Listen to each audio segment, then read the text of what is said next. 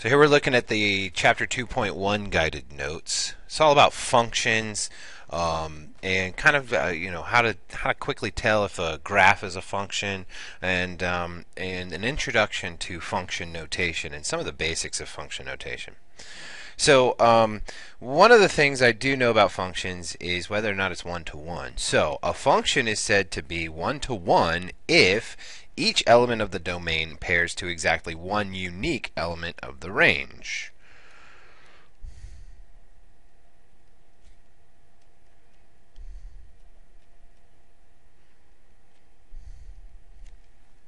Okay, so what exactly do we mean by that? Well, we were looking at those mappings earlier, right, where we had like 1, 2, 3, 4, 5 in our domain, and over in our range we had let's make it like 12, 15, 18, 21, and 24. All right. So what a function, if it's one-to-one, then each element of the domain pairs to exactly one unique element of the range. So 1 can go to 12. That's fine. 2 to 15. Okay. 3 to 18. 4 to 21. And 5 to 24.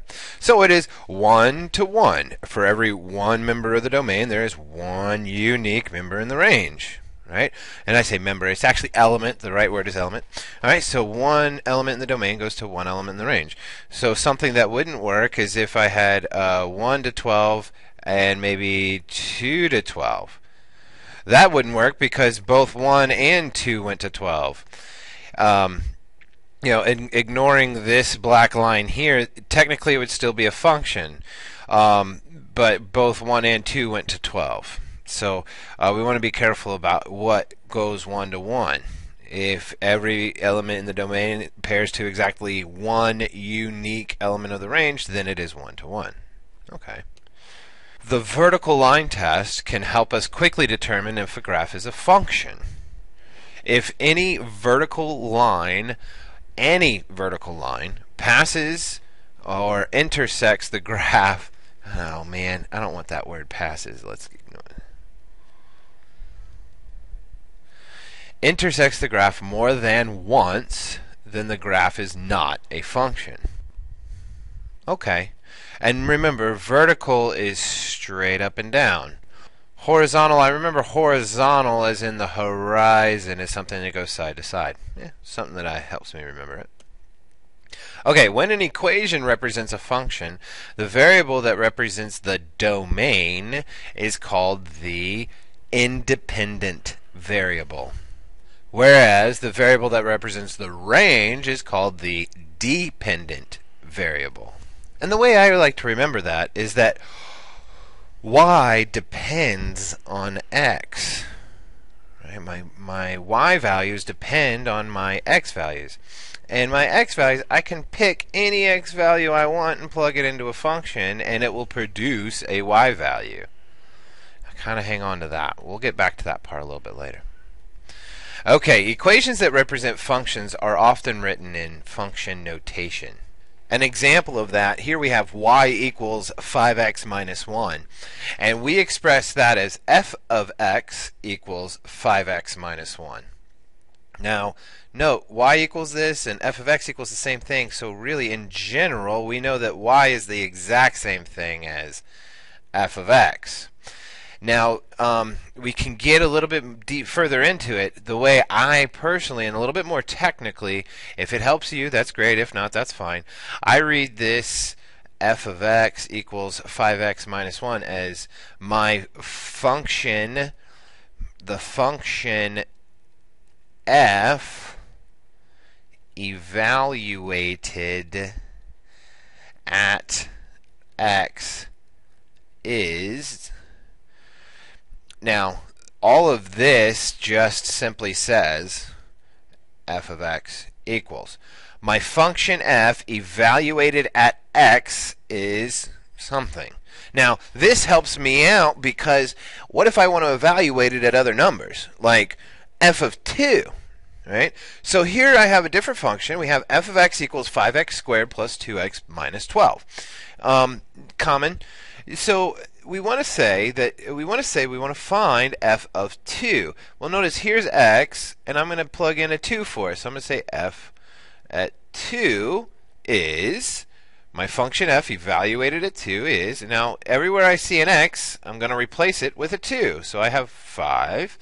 Now again, using our parentheses, 5 times 2 squared plus 2 times 2 minus 12. And now we can simplify this. Now 2 squared is 4, so I have 5 times 4. Remember your PEMDAS. That's what this becomes really important. Plus 2 times 2, which is 4 minus 12. And here we have 20 plus 4 minus 12 gives us 24 minus 12, which is 12. So f evaluated at 2 is 12. In other words, my x value is 2, my y value now is 12. So this is the point on a graph 2, 12. Okay, so let's try f of negative 2. So f at negative 2 is going to be f evaluated at negative 2 equals 5 times negative 2 squared plus 2 times negative 2 minus 12. Alright, so negative 2 squared is 4. So I have 5 times 4. Now 2 times negative 2 is negative 4 minus 12, which leaves me with 20 minus 4 minus 12. And 20 minus 4 is 16. 16 minus 12 is 4. Okay, so f at negative 2 is 4, which corresponds to the coordinate point negative 2, 4. Again, these are x, y values. Up here we have x, y, x and y values. It's coordinate points, which you should be used to. Now I want you to try the other two on your own, and quite possibly they could be quiz questions. Alright, so something new. You can thank Mr. Crowley for this. He wants me to, instead of abruptly ending the video, he wants me to have some sort of outro. Say, Mr. Stevens out. No, I'm not going to do that. But what I am going to do is I'm going to let you know that your homework for this section, so the homework for 2.1 is going to be 5 through 10 and 24 through 32, and we are going to do all. So 5 through 10, 24 through 32, all. I also want you to challenge yourself with problem number 35.